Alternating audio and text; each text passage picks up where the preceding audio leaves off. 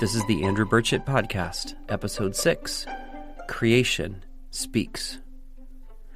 God is always speaking to his people, and he reveals himself to us in many ways.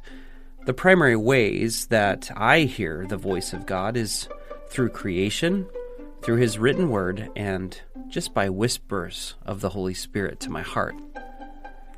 Today I want to talk about the first of these three ways that God speaks to me. Because God does reveal himself to me through his creation. It was the Austrian composer Franz Joseph Haydn, and he finished his masterpiece called The Creation in 1798. And he wrote this incredibly masterful musical treasure that tells about the story of God creating the world as recorded in the Bible.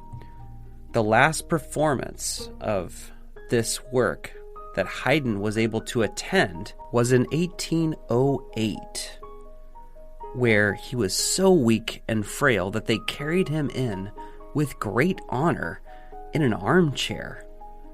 Now, when the audience broke into spontaneous applause at the coming of the light, Haydn weakly pointed upward and said, "Not from me.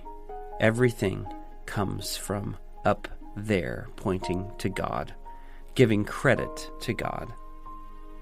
Now, the credit does belong to God, and Haydn's lyrics were taken directly word for word from the Bible. He gave great honor and credit to God for inspiring his works. One of the most famous parts of the creation comes from Psalm 19. It says this: "The heavens declare the glory of God. The skies proclaim the work of his hands. Day after day they pour forth speech. Night after night they display knowledge. There is no speech or language where their voice is not heard. Their voice goes out into all the earth, their words to the ends of the world."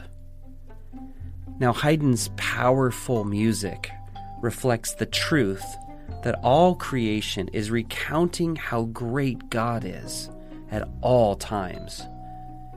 As we look at the intricacy and the design in creation, we see the fingerprints of our Creator.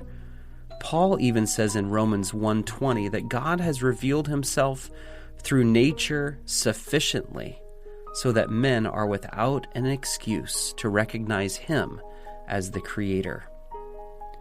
As we learn the postures of slowing, silence, and solitude, we're wise to seek out our Creator in the cathedral of nature. So many of us feel the close presence of God, next to a mountain stream, with our feet in the surging waves of the ocean, or sitting on a rock overlooking a painted evening sky.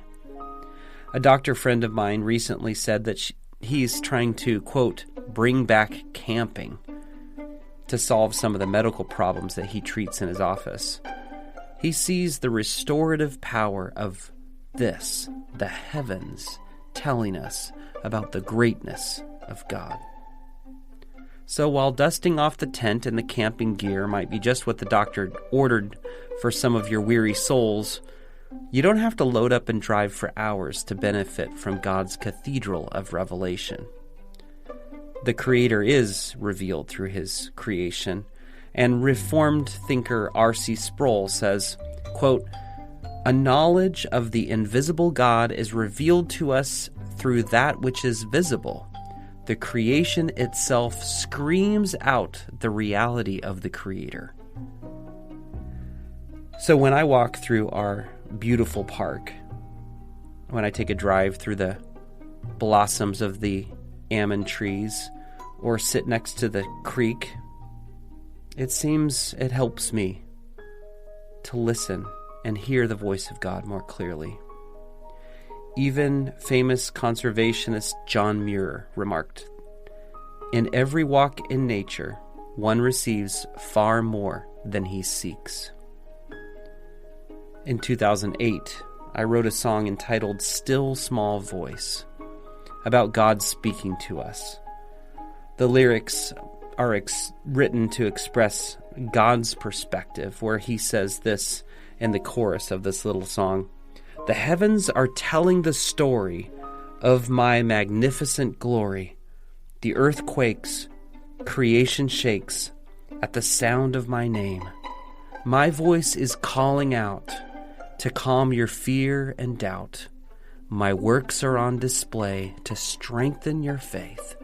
So listen to what I have to say." Where in nature this week will you go to listen for God's voice? Because creation speaks.